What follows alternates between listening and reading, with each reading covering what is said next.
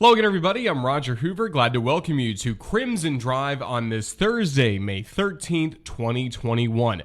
Hope everyone's doing well as we continue with spring sports here at the University of Alabama, and especially baseball and softball. So much to talk about with the softball team hosting the SEC softball tournament this week in Tuscaloosa at Rhodes Stadium. Also, the baseball team heading to Baton Rouge to take on the LSU Tigers, and also a good chance to look at some Alabama football history and a little bit of what's coming up for the Crimson Tide this fall, as well as we'll start to get into what's coming up on Crimson Drive for this Thursday afternoon. I mentioned what's coming up for this football team. Roman Harper, not only a great player at the University of Alabama in the early 2000s, he is now an analyst on the SEC Network, and he joined me to talk about what he's seen from the Crimson Tide this past year en route to a national championship, plus what they need to do to try and repeat coming up next year. So I think you'll enjoy a conversation with Roman Harper coming up in a little bit, also touching on his Alabama career. I mentioned the softball team. They're at home hosting the SEC tournament, and the SEC Player of the Year is Bailey Hemphill, and she joins me to talk about the great season she's had, as well as preview what Alabama needs to do, not only in the SEC tournament this week, but in the big weeks ahead for the Alabama softball team. Then we'll step back into the past a little bit and talk some Alabama football history with Gaddy, who is retiring, coming up at the end of the week from the University of Alabama from the post he's held since 1991, and that's being the director of the Bryant Museum on campus. So a great conversation coming up with Gaddy. He's been such a great friend to us in the network for so many years, and we're really excited for him on the next steps in his life as he steps away and retires from the Bryant Museum.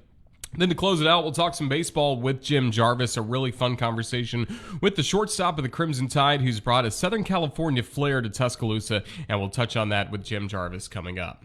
As we take a look at our headlines, we start with the Alabama softball team. This past weekend had a great sweep against Ole Miss to close out the regular season. Now this weekend hosting the SEC tournament in Tuscaloosa, and play will start for the Crimson Tide later tonight in the fourth game of the day against the Kentucky Wildcats. So we look forward to watching the Crimson Tide hopefully continue this winning tradition that we've seen this year. We've already seen the Crimson Tide win a lot of awards. Bailey Hemphill, we have a conversation with her coming up. She was named the SEC Player of the Year. She's the catcher, one of the great pitchers for the Tide. Montana Fouts, the SEC co-pitcher of the year. And then if you look at the all-SEC first team, Alyssa Brown and Alexis Mack joined Fouts and Hemphill on that squad. Kaylee Towle was all-SEC second team. We visited with her a couple weeks ago on this show, and also she was named a member of the all-SEC community service team.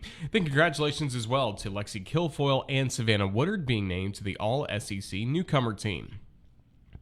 Crimson Tide baseball team last weekend in Nashville, Tennessee, only played 2 games as it turned out against Vanderbilt. Lost both games, but played well at times, especially against Kumar Rocker, one of the better pitchers in the SEC in the country. Alabama scored 6 runs against him on Friday night, so a good performance for the Crimson Tide, even though Alabama did not get a win against Vanderbilt. Sunday's game was rained out, so only played 2 games this past weekend. Now this weekend, heading on the road once again. I'll be right down to Baton Rouge as soon as this show is done today, getting ready for Alabama against LSU. Chris Stewart and I will have the call on the radio for you Friday through Sunday. Huge series, a lot on the line for both Alabama and LSU, trying to shore up those SEC tournament resumes, trying to get the highest seeding possible, and also continue to bolster the resume for the NCAA tournament. And coming up in a little bit, we'll have a great conversation with the shortstop at the Crimson Tide, Jim Jarvis.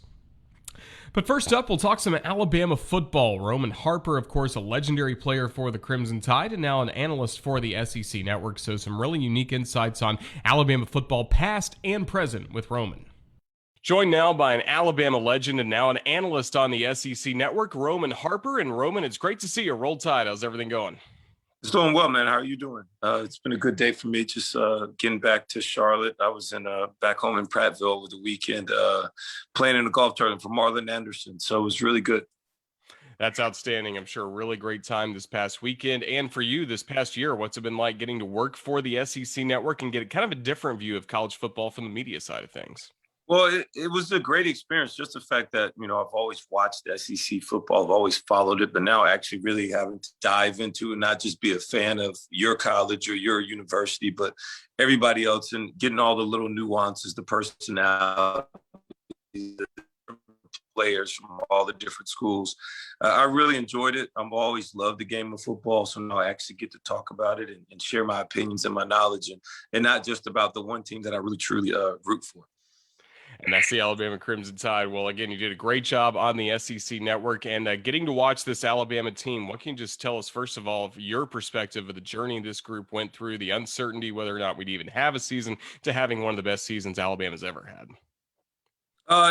To me, it just seemed it was like player led. I felt that this team had all the players at the right positions to come back. They made that decision when they all could have probably, went their junior year, but they decided to come back for senior years, and they looked like a senior led team. That the best players on the team were the older guys, and that they were great people as well. So it's really easy to have, really good players, especially young players, kind of get in line. When your best players are good people, really good things seem to happen on those teams. And each team every year kind of takes its own personality, has its own journey. And if you play football enough, you've been on enough teams to understand that everything's different. And it only takes the ball. It's an oblong football that kind of bounces every single odd way. It doesn't just roll forward. It doesn't just roll backwards. So the ball has to kind of roll in your favor. I felt that Alabama had a lot of great breaks this year.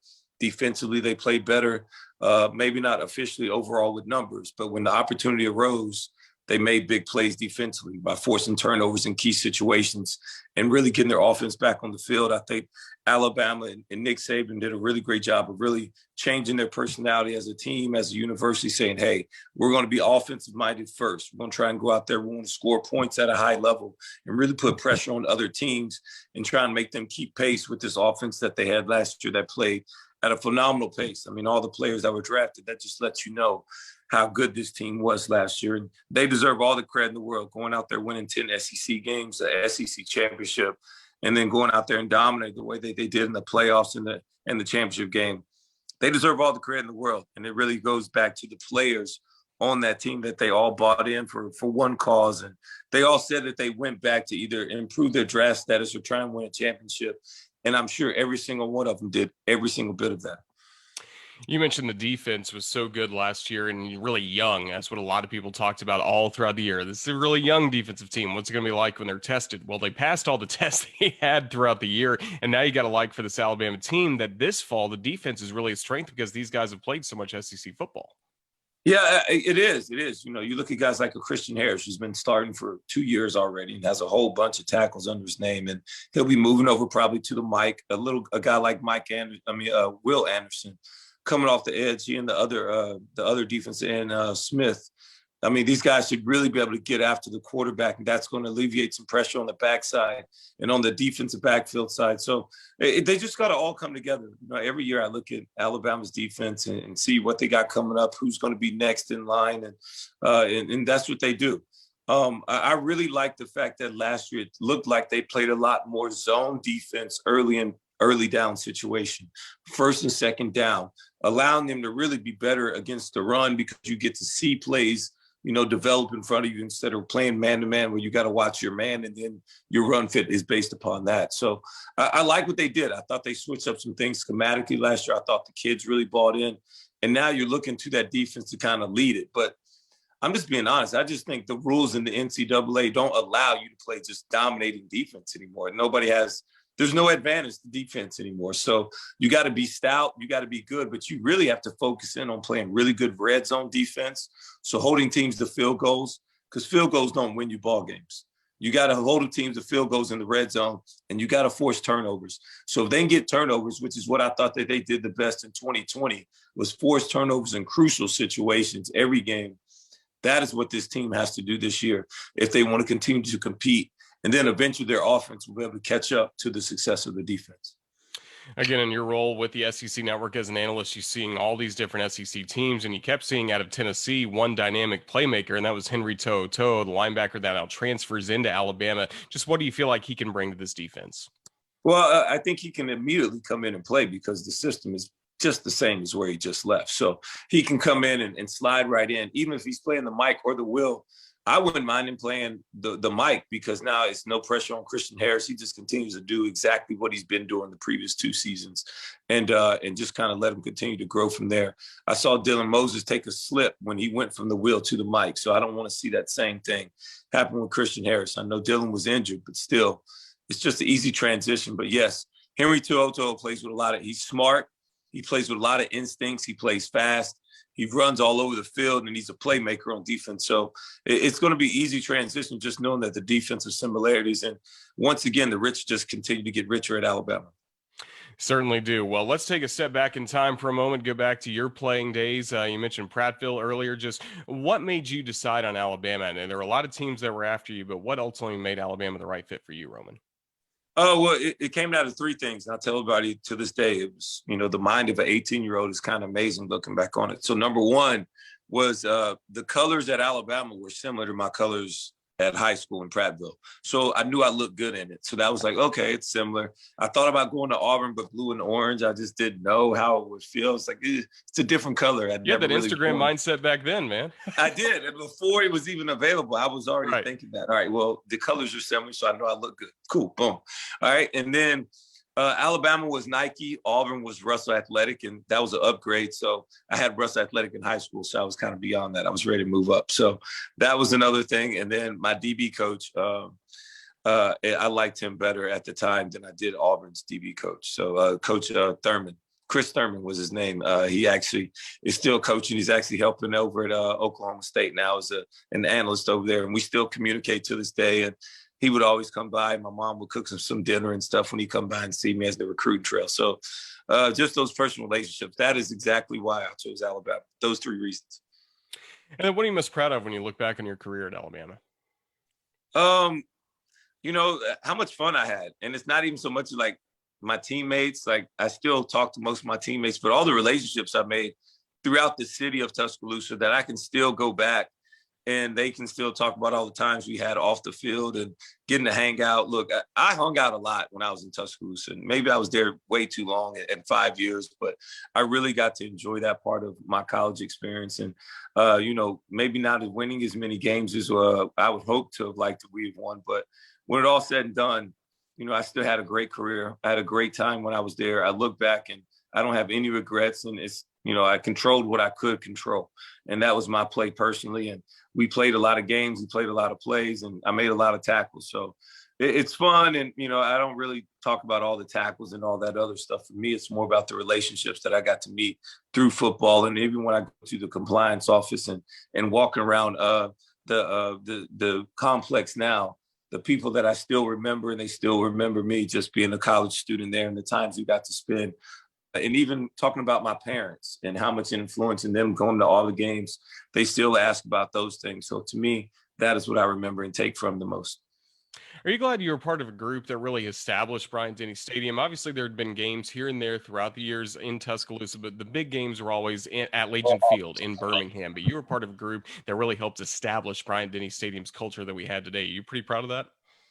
Yeah, I never even thought about that. You're right. we had a couple games in Legion Field my freshman year, and then after that, it was all in Tuscaloosa. I guess they don't go back to Legion Field anymore. So you're right about that. I never ever actually thought about it that way, but we are part of some different times in Alabama, and it took a really unique group of guys that stayed really close knit. We stayed together. We stayed. We didn't let all the outside factors kind of pull us apart, and none of us left. We were there through 3 head coaches. We were there through how many different defensive coordinators, how many different defensive back coaches I had. It didn't really matter because of the guys that I had beside me. Those are my brothers. And I couldn't imagine going anywhere else or going through any kind of turmoil with anybody else at that time. And because of the people that I had around me, it's what allowed us to get through it. We stuck together and we didn't care about who was coaching us because at the end of the day, the same players were going to be playing. And the players are the ones that help you win games. You look at any great coach, he's got some really great players around him. Well, before I let you go, Roman, do want to ask about one specific play. It was the 2005 Tennessee-Alabama game. Corey Anderson catches a screen pass. You start running right at him, knock the ball out of the back of the end zone, a touchback, and, of course, Alabama goes on to win. Just kind of walk me through that play from your perspective. Well, number one, they ran that same screenplay early in the game and had another really big game. So they called us in the defense. I couldn't even tell you what the defense is. It doesn't even matter. So, yes, it opens up, and it's just me and him. And my goal was to just try and, throw a body. I just threw my body at him. I didn't even know. I heard the crowd go crazy. I actually thought he ran me over because the Tennessee, that was the Tennessee side right there. So they were kind of in that side over there by the end zone. And I thought he ran me over. So I got up and I saw my teammates celebrating. So I was like, okay. So then I started kind of celebrating too. And I got to the sideline and I asked Anthony Madison, we sat down on the bench together. I was like, what happened? He's like, dude, somebody knocked the ball out. I don't know who it was, but he fumbled the ball.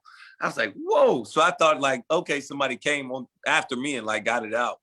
And then we looked at the Jumbotron and we saw the replay and it was me. And I was just like, oh, shoot. And Madison was like, dude, you knocked it out. So yeah, and it kind of happened. And I remember like it was yesterday. He was like, dude, that's like a Daniel Moore play right there.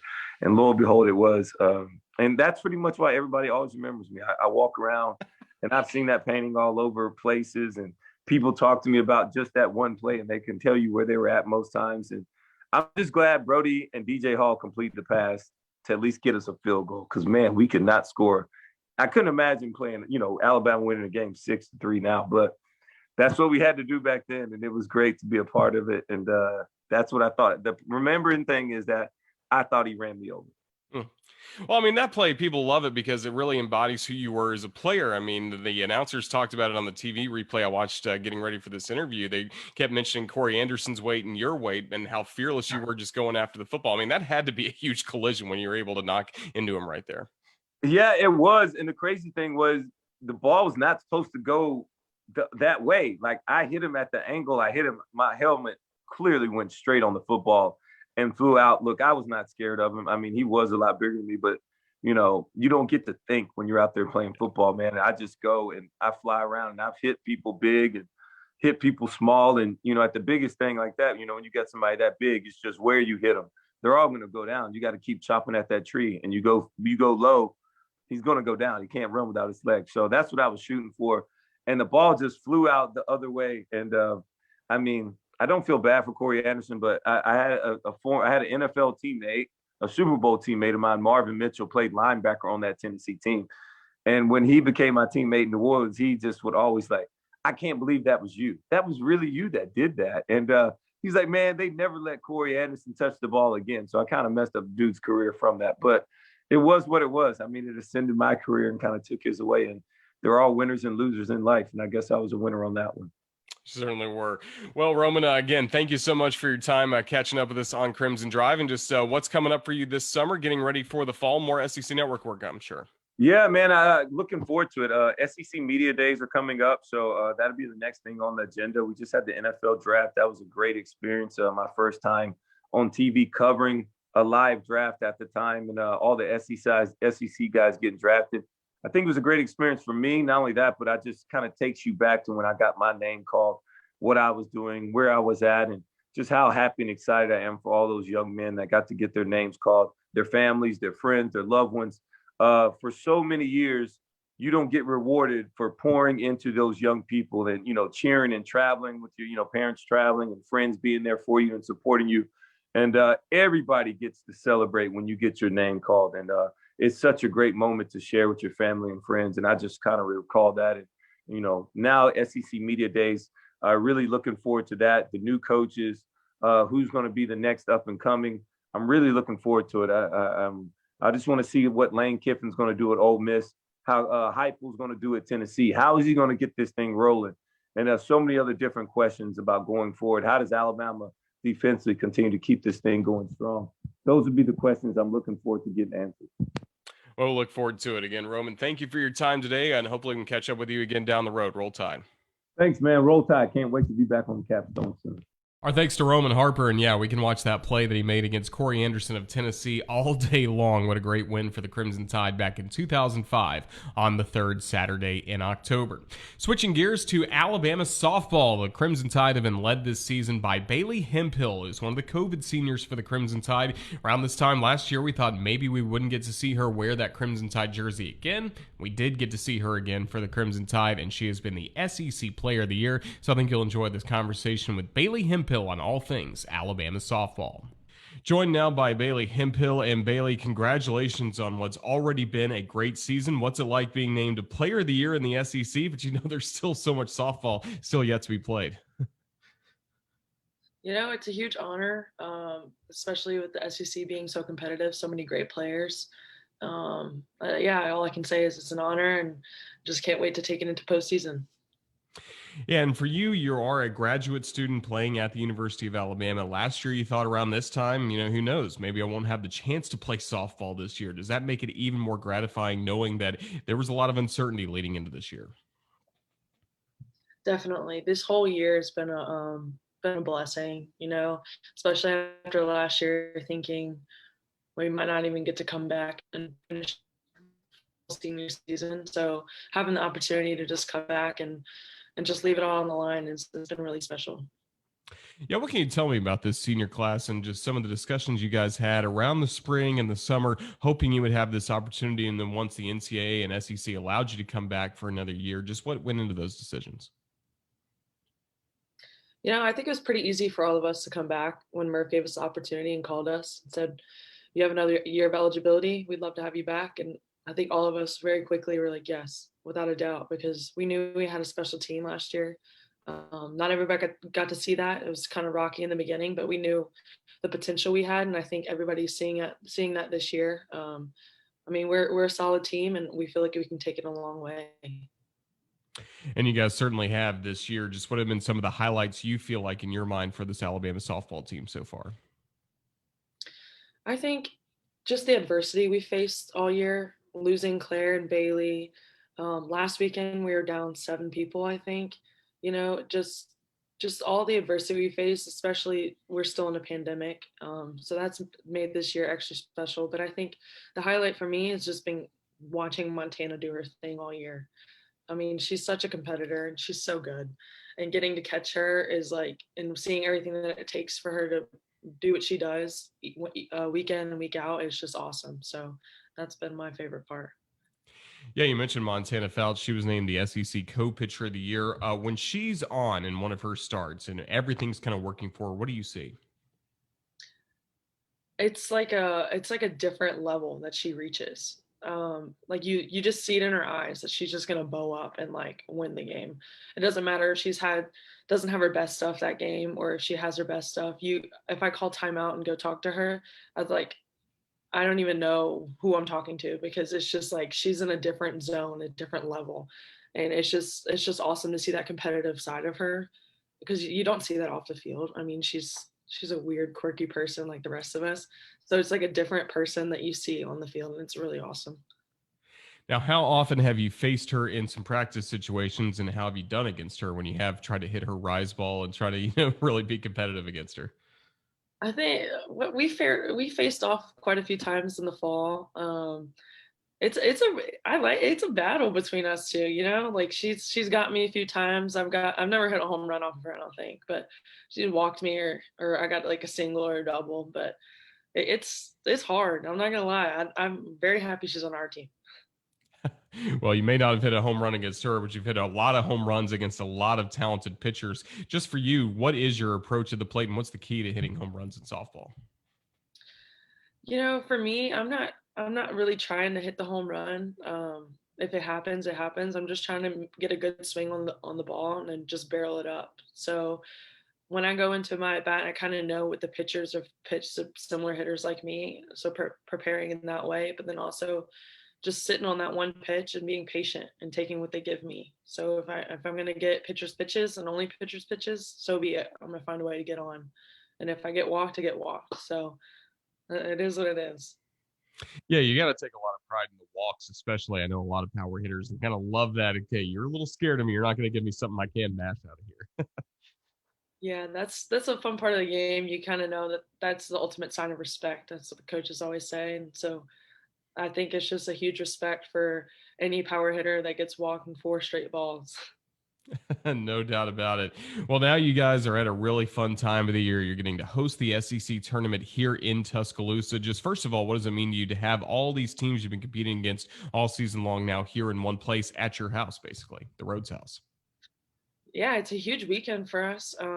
Obviously, I think the SEC is the best league in the country. You can see we have, I think it was 9 teams ranked. So it's just the best of the best in one place. And it being at the Rhodes House is huge for us because we have the best fans in the country. So having them behind us all weekend is going to be huge. And I think it's a big advantage for us. Yeah, and that's got to be great to see the progression that this season has gone against. Even early in the season, you had no fans in the stands for one of those games that was kind of scheduled at the last minute, and then just slowly, gradually getting to 50% and possibly even more down the road. What has that meant to you all? It's huge. That first game when nobody was there, it was so weird. It felt like a practice. Like it didn't feel like a real game. And so when we went to 25%, we're like, okay, we got some fans, we got some noise. And then we went to 50.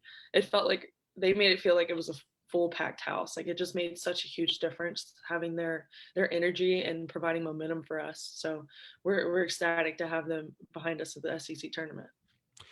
We know Coach Murphy has you all ready to play really at any time of the year, whether it's early in the year, in February, in front of nobody, or now this time of the year, or later on in the College World Series as well. Just what does he do to be such a good motivator for you guys? He just finds different ways throughout the year, and he knows what to say. He knows when to fire us up, when to talk to us. When, like the other day, he kind of noticed that we were just kind of like mellowing out, like it was just a long part of the season. So we brought in a dance choreographer, and we did like an hour of like a Zumba class basically before practice, like just to get us energized and ready to go. So he just knows what to say at the right moments. I don't know how he does it, but he's just a great leader for our team, and he's one of the best coaches in the country. And what's the key to playing winning softball at this time of the year when really so much is on the line? I think the biggest key is just having everything clicking on all cylinders. Got to have good pitching, good defense, and timely hits. So minimizing the errors and the you just need quality at bats, and then you just need a great start from the pitcher. And I think if you have all three of those, you can make a really good run in the postseason.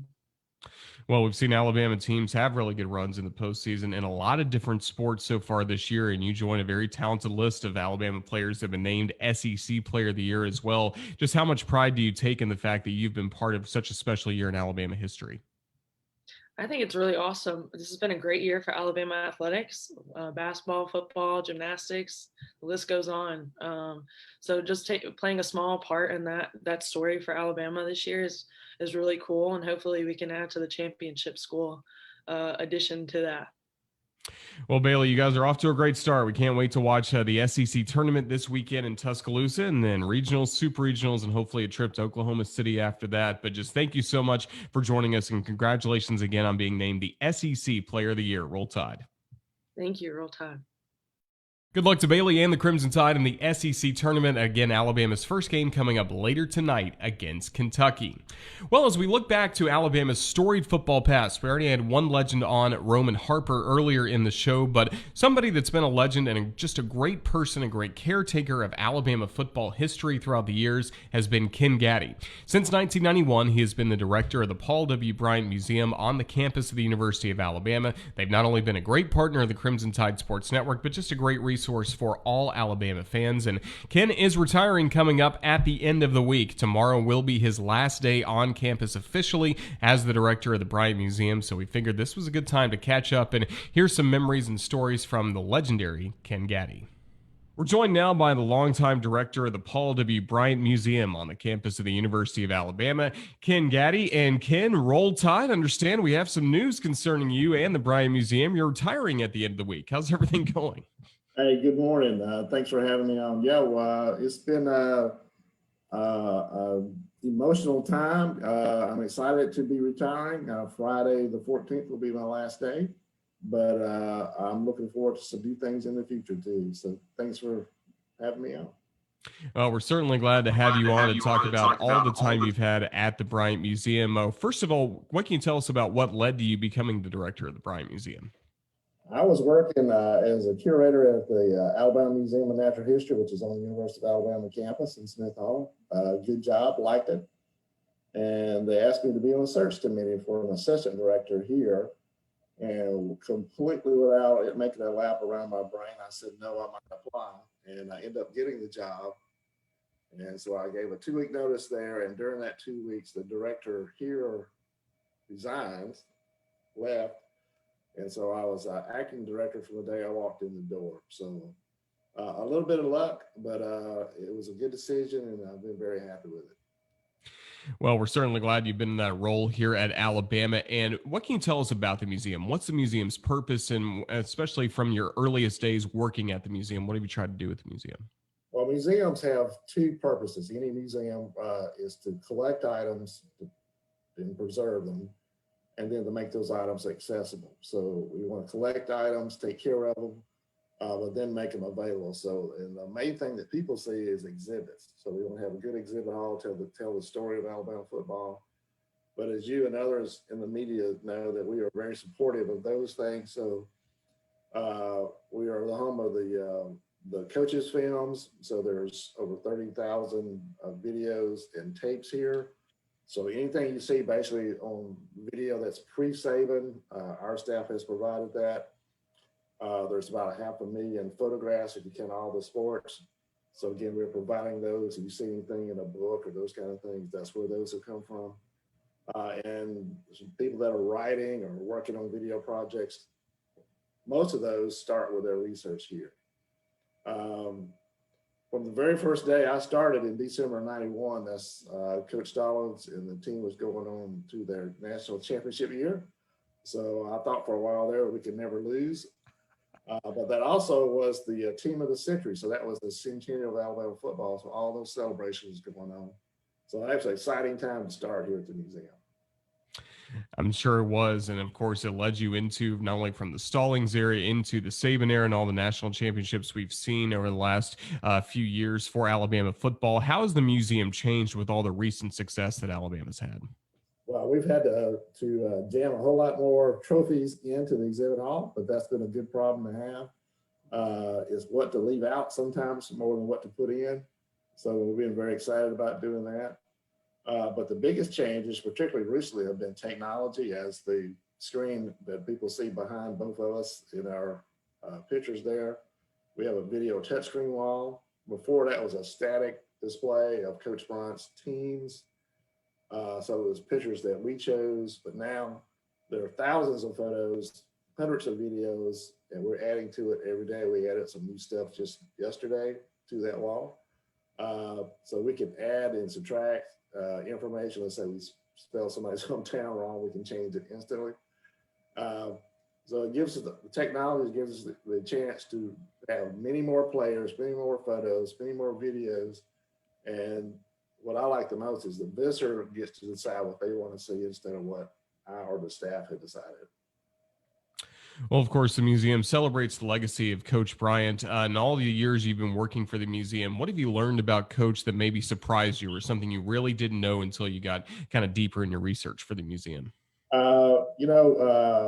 Some of the analogies with Coach Saban, I think, are stand out. There may not be surprises, but I think preparation is what we hear from the former players and coaches.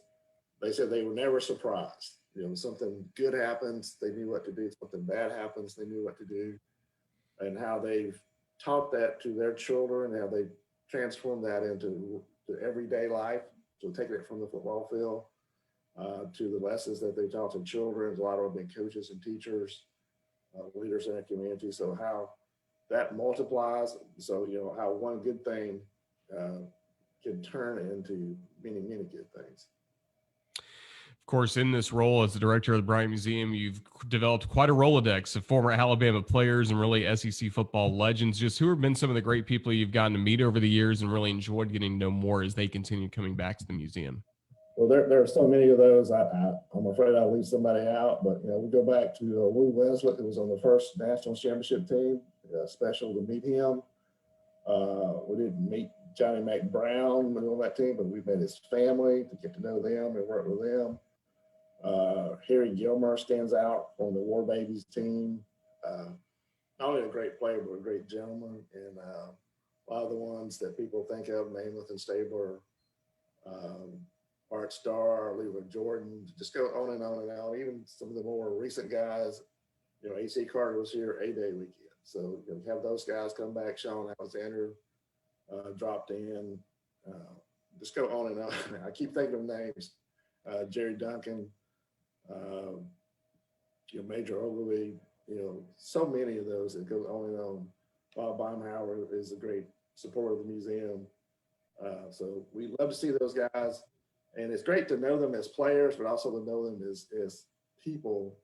That's important. No doubt about it. And they get to come back to the museum, I'm sure, have a lot of emotions when they're walking around, especially, I'm sure, Coach Bryant's office. Is that one of the most popular places in the museum? It's a very simple display, but it's very emotional for the players, for them to have the memories that come back. A lot of them say if they were there, they were in trouble. Coach Bryant says, "Meet me in my office tomorrow at 5:30 a.m." So and that couch is where his players are drawn to. They said it was very soft. You say, "Well, you down low," and you were looking up at Coach Bryant. He had a big window behind him, so the sun's pouring in, and behind him, and he's 6'4", big man. So yeah, it's very intimidating, to be in his office, and he knew the psychology of it. He knew what was happening. No doubt about it. And again, you're running the Bryant Museum, and it's a museum designed for people to come to. What has this past year been like when you had to close the museum for a while due to the COVID-19 pandemic? And then I'm sure at the end of your time there, you got to be glad that now the doors are open once again and people will be able to come back and experience the museum once more. Yeah, it was a tough year. This past football season was just really terrible attendance-wise. So everybody's looking forward to this fall, getting things back to the new normal. We're still closed Monday, Tuesday, Wednesday for COVID reasons, but that's on the verge of going away. So Thursday, Friday, Saturday, Sunday, 9 until 4. So people are starting to come back. They want them to come back.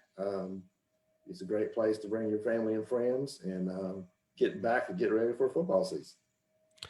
Well, again, you're retiring coming up at the end of this week, but what do you hope the future is for the Paul W. Bryant Museum, and how do you think Alabama will try to honor the Nick Saban legacy? Will there be maybe a Saban museum one day on campus? Well, I think the Saban legacy is the next big thing. We already have Saban exhibits, but they need to grow and be better. I think those are coming. I think that's the next big challenge and a great thing. I think that's a great selling point to hire a new director, frankly, is things change. There's always something new. And we mentioned it earlier, but I think the technology revolution will continue. So maybe not pouring more concrete, but how can you expand things through technology and push more information? Well, you're retiring coming up. What's next for Ken Gaddy? Well, we're going to do some renovations on the house. So I may have a 2-belt job coming up for the next 6 months or a year, but so I may be ready to go back to work from that. But we got 2 small grandkids, 2 and 5-year-old boys, and we want to spend much more time with them and be a bigger part of their lives. And some of the cliche stuff, we want to do some traveling and those kind of things. So do it while we still have the ability to travel and take care of those situations. So I've enjoyed working here. It's a great job, but it's time to do something a little bit different. Are you ready to be inside of Bryant-Denny Stadium more on game day as opposed to the museum? As you know, game days are work days, so we don't see it in the same way the fans do. So I've heard about this thing called tailgating. You guys have a good spot for it right there, around there. I've heard about that, but and it'd be nice to get to the game before kickoff and actually see the first kickoff. But you got to have that fan perspective of the games. I look forward to having that too. Well, Ken, you've certainly earned it. And again, what a run you've had as the director of the Bryant Museum. Just thank you for all the hard work you have meant towards Alabama football, the work you've done for Alabama football and the fans throughout the years. And we look forward to staying in touch with you down the road. But best of luck in your retirement. Thank you for joining us today. Roll Tide. All right. Thanks for having me. I want people to keep coming to the museum. Roll Tide. Absolutely. That's Ken Gaddy, longtime director of the Bryant Museum. Our thanks to Ken, and again, all the best coming up to him and his retirement. We look forward to staying in touch with him throughout the years. Who knows? We may have a few more shows with Ken coming up down the road talking about more Alabama football history. Someone that's making some history right now as part of the Alabama baseball team, trying to get this team not only back to the SEC tournament, but back to the NCAA tournament, is the shortstop, Jim Jarvis. He had a great weekend at the plate last weekend in Nashville against Vanderbilt, and he's just been part of a really unique culture for this team. We talk about the Alabama baseball team culture a little bit in this conversation with Jim Jarvis. Joined now by Alabama shortstop Jim Jarvis, and I almost said third baseman. The last time we saw you were over at third base on Sunday at Vanderbilt. That one inning was pretty good, though. Yeah, it was fun. It's a different view, but everything's good on the baseball field. It really is. And just what can you tell me about the season you're having so far, Jim? I think the biggest word for me is progress to describe this season. Just like getting more comfortable every day at shortstop, and then like whatever position they need me at, and getting more comfortable with the bat in my hand, and seeing the high level of pitching we've been facing this entire year. So I think that would be the way I would describe my year so far. Yeah, do you think that's the one thing you guys missed the most last year? You got off to that great start, yes, but you didn't get a chance to see SEC pitching. Do you think it took you guys a little bit to get going in conference play because of that this year? That could definitely be a factor, especially because of how young our team is. I was actually just looking at our roster the other day, and our entire infield besides Drew is complete freshmen to the SEC, which I didn't even realize until literally like this week that not a single infielder besides Drew had seen any SEC arms. So I think that could definitely have been played a role, but I think more of it was more just like settling into the SEC, because we've all heard so much about it and how intimidating it can be, even though like we've been facing SEC player every fall or SEC pitching every fall since we've gotten here. Like, I think it was more just like the atmosphere of an SEC game and series. And Alabama's played really well to start SEC series in the Friday night game or the first game of a series. Just what can you tell me about the approach when you know you guys are going up against some really elite pitchers like we've seen this year, especially on Fridays? The Friday night games is really just like a competitive mindset for every one of our hitters. Like, we got to bring that every single day, but there's something about Friday night, I guess, that brings out the best in us, because we all want to show what we can do and against the best, and show that we are the best. Well, we really saw that this past Friday in Nashville. Kumar Rocker had 7 strikeouts through 2 innings. Just first of all, what'd you see from your teammates trying to go up against him in those first 2 innings? And then what was your approach to lead off the 3rd inning? And ultimately you had a double off of him. I was trying to get a feel for what they were seeing. They were trying to tell me like the pitches that he was throwing and how it came out of his hand.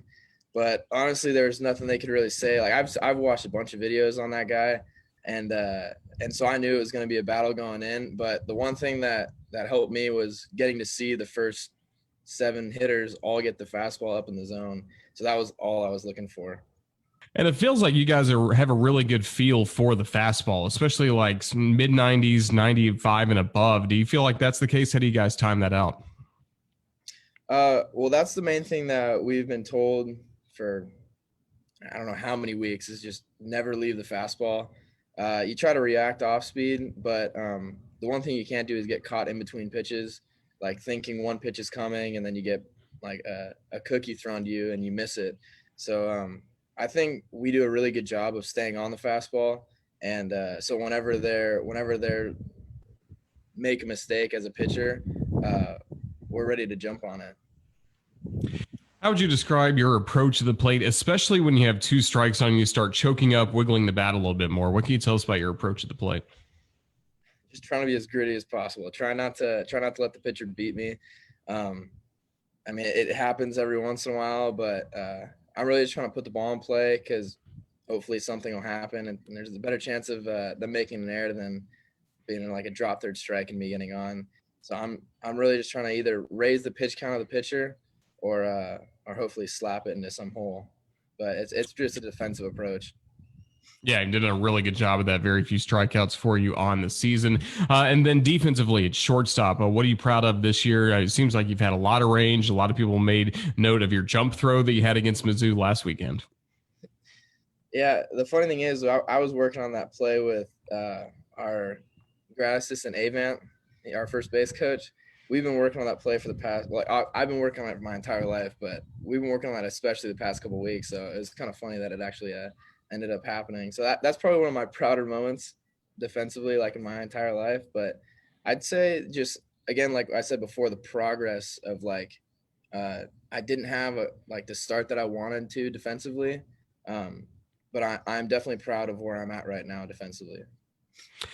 And then how good of a double play partner is Peyton Wilson at second base? And sometimes when I'm watching, I can't believe he hasn't played there his entire career. I mean, he is so smooth. You guys work really well together.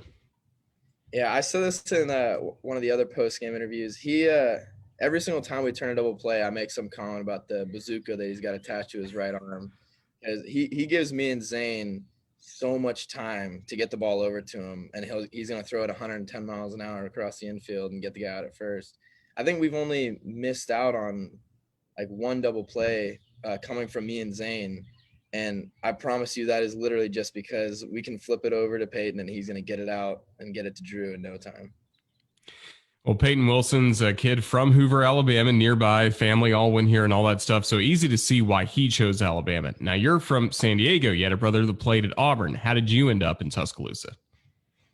It's kind of like a weird, well, it's not really that weird of a story. I'd always wanted to play in the SEC. Just the conference by itself was just so drawing to me. I always wanted to play in front of like the big crowds. Like I never really got to in high school. And so that was just like the ultimate goal for my like baseball career, is to play in the SEC. I had like a little bit of talks with colleges from the West Coast. But I was planning on going to a junior college to see if I could eventually get out here. And then like the last week of my senior season, I got a call for the coaching staff here was looking for a middle infielder, and they obviously coached my brother at Auburn, or Bo coached my brother at Auburn, and so my name got brought up, and I got the opportunity to come out here, which I'm grateful for, and it was a no-brainer. Like as soon as I got the call, it was like, yes, I'm going to Alabama. Your brother give you a hard time about that? Did you guys exchange a lot of text or calls during the Auburn series?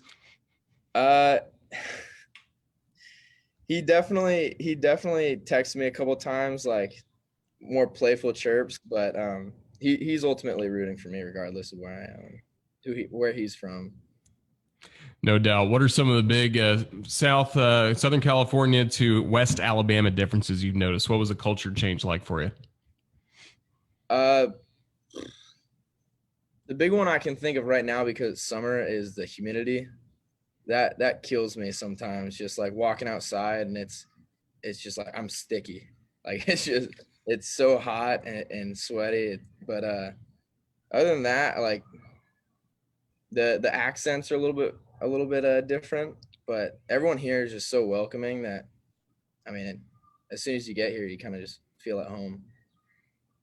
There are a lot of players on this roster that also played basketball like you did in high school, but not many also played water polo. What can you tell me about your water polo game and any skills that translate well to baseball? I cannot tell you much about water polo. I played goalie because I'm a horrible swimmer. Like I can swim pretty fast, but down and back once and I'm tapped out. So there's not much to my water polo career. I was the freshman of the year for 2015 at Claremont High School, but other than that, like I didn't do much. That's good to hear. Well, some good memories from that year. Now you're making good memories this year playing for Alabama. And before we let you go, what can you tell me about the Good Vibes Tribe? GVT. I got my wristband on right now. I don't know if you can see that. There you go. Yeah.